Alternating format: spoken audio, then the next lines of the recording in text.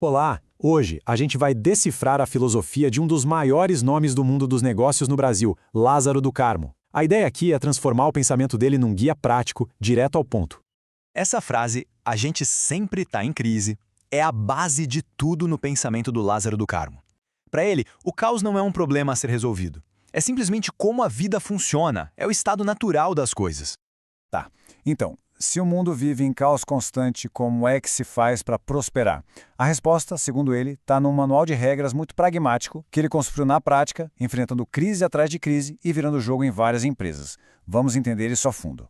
Para a gente entender bem essa filosofia, vamos dividir a conversa em 3 partes. Primeiro, a gente vai ver como lidar com essa ideia de que o caos é a norma. Depois, vamos entrar na lógica de negócios dele, que é bem implacável. E por fim, vamos falar sobre a hierarquia que ele propõe para uma vida de sucesso de verdade.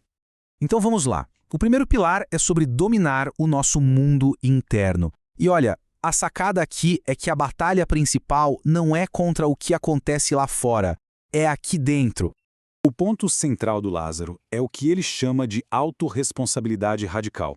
Ele acredita que uns 80% do nosso sucesso dependem de fatores internos, coisas que a gente controla.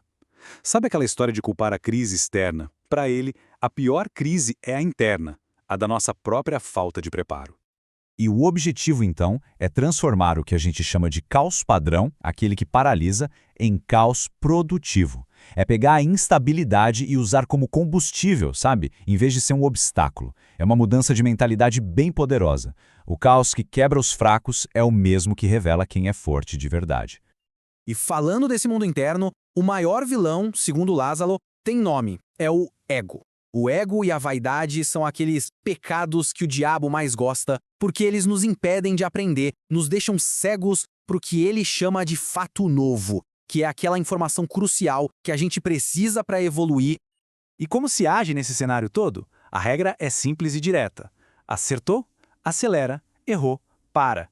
E parar rápido depois de um erro não é sinal de fracasso. Pelo contrário, é sinal de inteligência. No fim das contas, para ele, sorte é algo que só existe para quem está no jogo, para quem se arrisca. Ok, com a mentalidade no lugar, o segundo passo é levar essa mesma clareza para o mundo dos negócios. E aqui a lógica é implacável. É razão acima da emoção. E o ponto de partida é categórico. Finanças não é uma matéria opcional. Não tem como fugir. Quem é dono de um negócio e não entende dos números, simplesmente não consegue liderar direito, não sabe nem que perguntas fazer e, claro, fica muito mais fácil de ser enganado. E isso passa por dominar o básico. Coisas como o DRE, que mostra se a empresa deu lucro no papel, e o fluxo de caixa, que é o que importa de verdade, o dinheiro que entra e sai. Entender essa diferença é fundamental. Um caixa operacional negativo, por exemplo, é o primeiro sinal de alerta de que a coisa está feia.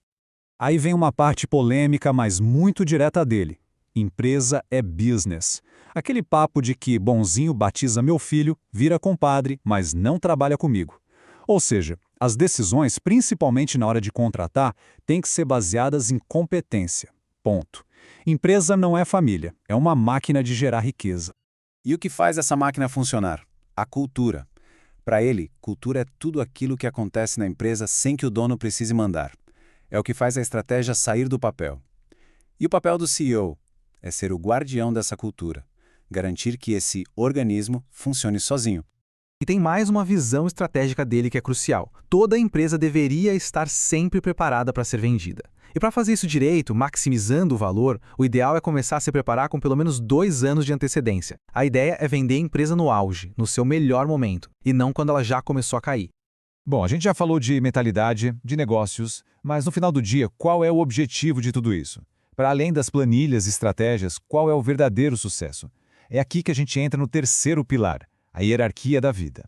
E para ele, a ordem das coisas é muito clara e não é negociável. Primeiro, no topo de tudo, vem a saúde. Sem ela, nada funciona, é a base. Logo depois vem a família, porque se a vida pessoal está um caos, é impossível tomar boas decisões no trabalho. E só então, em terceiro lugar, como uma consequência, vem o dinheiro. O dinheiro não é o objetivo principal, é o resultado de ter as outras 2 áreas em ordem. E essa hierarquia de valores bate de frente com o que ele critica muito hoje em dia, a era dos falsos gurus e do materialismo exagerado. Sabe, aquela ostentação nas redes sociais, o foco em status. Para ele, isso só alimenta o ego e leva a decisões ruins. A riqueza de verdade não é essa. É ter lucratividade, saúde, família estruturada e, principalmente, a liberdade de poder escolher o próprio caminho. Então, resumindo os grandes princípios do Lázaro. Primeiro, autorresponsabilidade. Focar nos 80% que a gente controla. Segundo, uma disciplina implacável nos negócios, usando a lógica, os dados. Terceiro, ação proativa, sem esperar o momento perfeito. Quarto, controlar o ego, estar sempre aprendendo. E por último, e talvez mais importante, priorizar o que realmente importa, saúde e família como a base de tudo. No final das contas, a filosofia do Lázaro do Carmo não é só teoria, né? É um chamado bem direto para a ação. Fica a pergunta, de todos esses princípios pragmáticos, qual deles pode começar a transformar o nosso caos hoje mesmo?